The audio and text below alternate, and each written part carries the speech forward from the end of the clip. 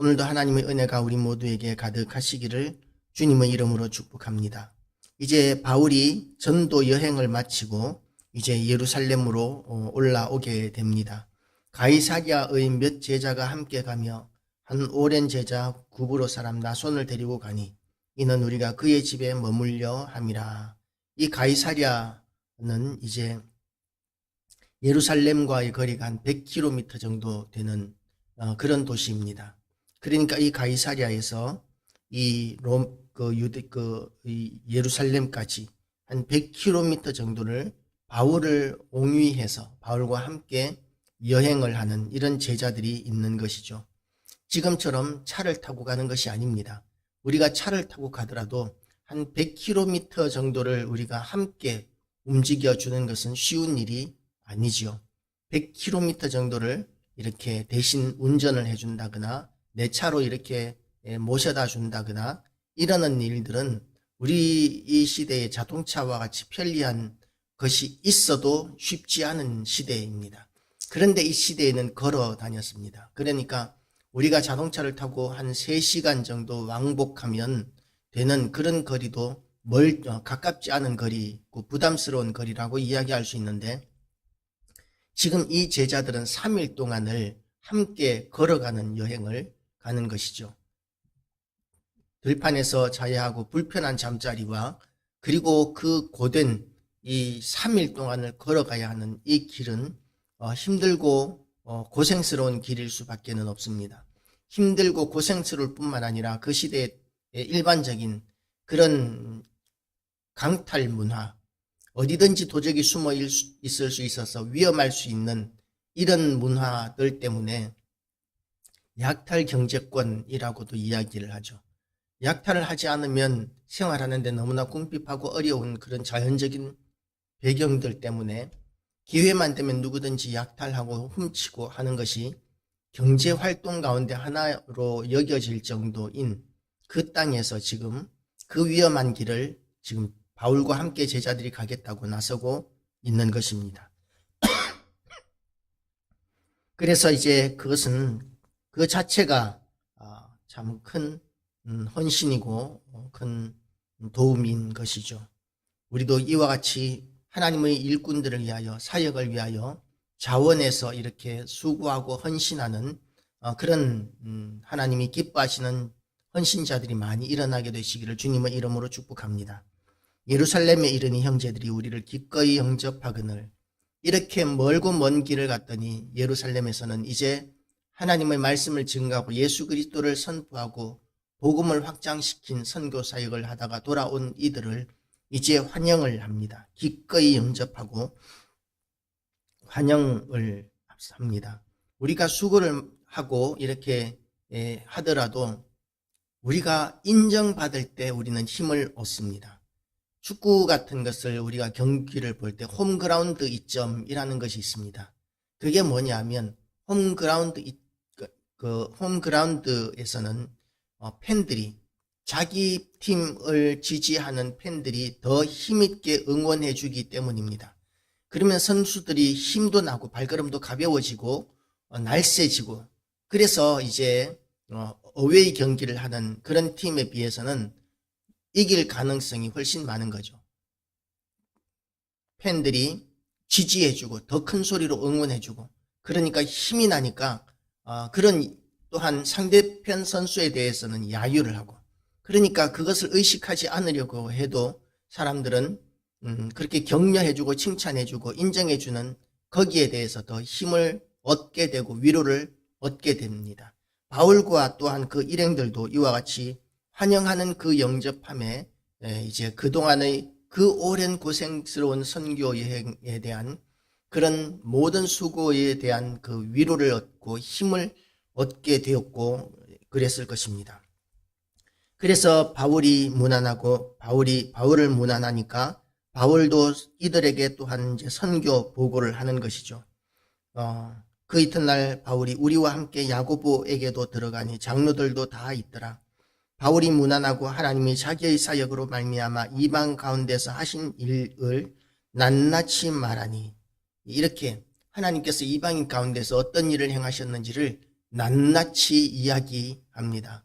아마 이런 이야기들이 이제 따라다니면서 사도행전을 기록했던 누가에게도 큰 참고가 되었을 것입니다. 이 사도 바울이 이제 이야기하는 것과 또한 설교하는 것과 그리고 이제 행하는 것, 많은 부분들을 의사 누가가 함께 하면서 보았겠지만, 그러나 다 함께 하지는 못하였고 다 듣지는 못하였는데, 이렇게 예루살렘 교회에 와서 이렇게 구체적으로 보고하는 이 내용들이 이 사도행전을 기록하는데 어쩌면 많은 참고가 되었을 것으로 우리는 쉽게 생각할 수 있습니다. 그 시대에는 또한, 우리 시대에는 20분, 30분 정도 설교하면 이제 설교는 끝내야 된다라고 이렇게 생각하는 시대가 되었고, 1시간씩 2시간씩 설교하는 것을 견딜 수 있는 시대는 지나가 버렸지만, 이 시대는 이 바울이 선교 여행을 할 때만 해도 밤새도록 설교하기도 하는 그런 시대였습니다. 하루 종일 설교하기도 하던 그런 시대였고, 그런 설교를 이분들은 지금 마음을 다하여서 듣고 그리고 기억하려고 하는 그런 열정적인 청취자들이었다고 볼 수 있는 것이죠. 그래서 그 가운데 하신 일을 낱낱이 말하였다라고 하면 아마도 오랜 시간 동안 이렇게 선교 보고를 하였을 것입니다. 그들이 듣고 하나님께 영광을 돌리고 바울더러 이르되, 형제여, 그대도 보는 바에 유대인 중에 믿는 자 수만 명이 있으니 다 율법의 열성을 가진 자라. 내가 이방에 있는 모든 유대인을 가르치되 모세를 배반하고 이들에게 할례를 행하지 말고 또 관습을 지키지 말라 한다 함을 그들이 들었도다. 바울은 가는 데마다 많은 오해를 받았습니다. 바울은 모세의 율법을 배격한 것이 아닙니다.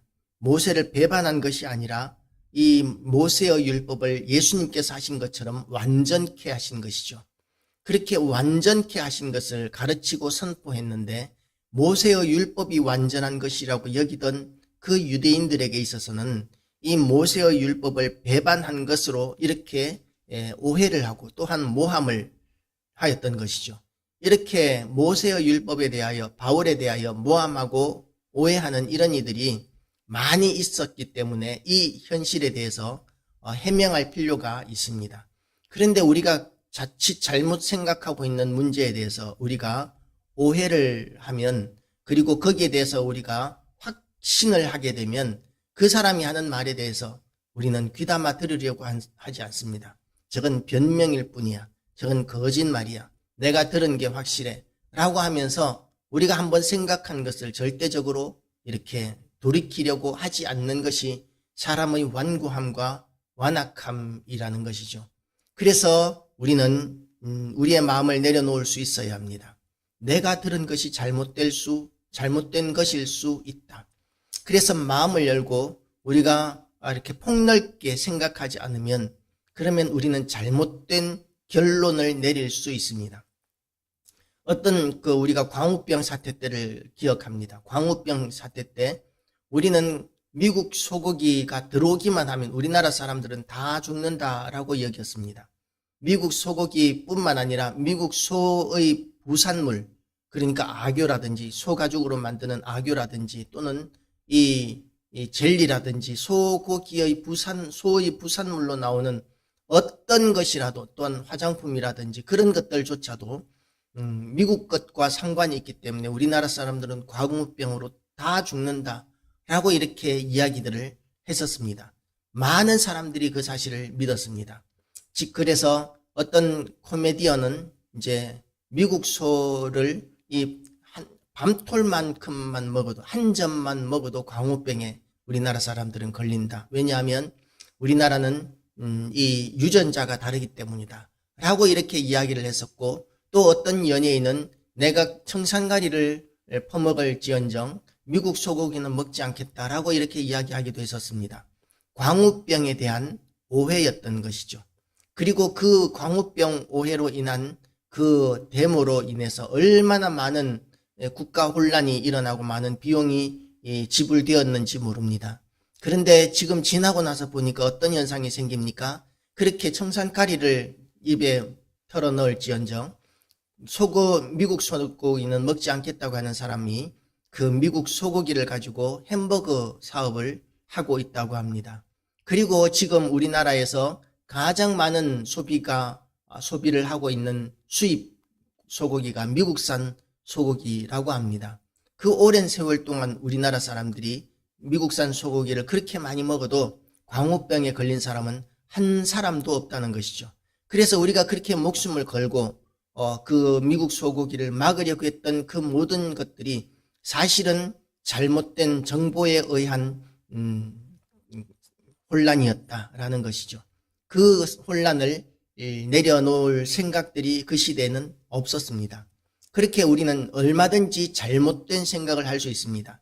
절대 다수가 이렇게 다 데모하고 나오는 상황이기 때문에 이것이 옳아라고 이렇게 우리가 생각할 수 있겠지만 절대 다수가 다 틀리기도 하는 것이 사람이라는 것을 우리는 사사기를 통해서 우리는 확인할 수 있습니다.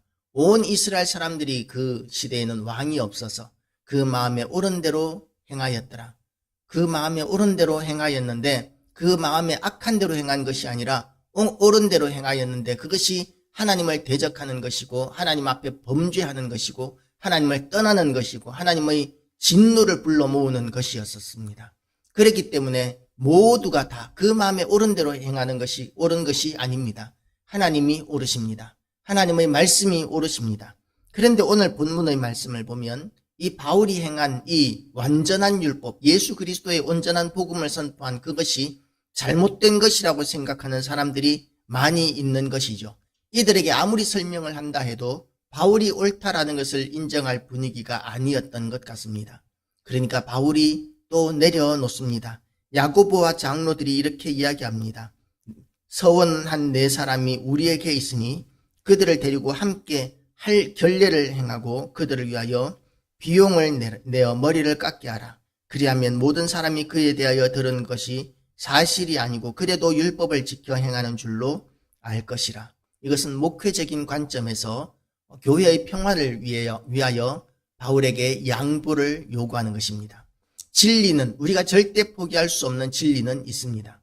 그런데 우리가 결례를 행한다라는 것은 이것은 굳이 복음에 어긋나는 것은 아닌 것이죠. 쓸데없는 짓일 뿐이지 이것이 이 복음에 어긋나는 것은 아니고 하나님의 말씀을 어기는 것은 아니죠. 그러니까 바울이 이 부분에 대하여 양보하고 그리고 이제 이것을 받아들여서 이제 그 일에 순종을 합니다. 오랜 선교 여행을 하고 돌아온 바울에게 이 결례에 대한 결례를 하는데 4명에 대한 비용을 내고 그리고 율법을 지키는 모습을 보이라고 하는 것은 그것은 참 내려놓기 전에는 바울에게는 억울한 일일 수 있겠지만 그러나 바울을 통해서 이 교회가 평안을 하기 위하여 교회의 평안을 위하여 바울은 양보합니다. 사실은 유대에 있는 예루살렘에 있는 유대인들이 자기의 잘못된 생각들을 내려놓아야 하는데 그들이 내려놓지 못하니까 이제는 바울이 자기를 내려놓고 있는 것이죠. 진리에 대해서는 추호의 양보도 없이 붙들어야 하지만 그러나 교회의 평화를 위하여 진리와 직접적인 관련이 없는 부분에 대해서는 얼마든지 융통성 있게 그렇게 처할 수 있는 그런 모습이 전도자의 모습이고 선교사의 모습 그리고 성도들의 모습이 되어야 할 것입니다.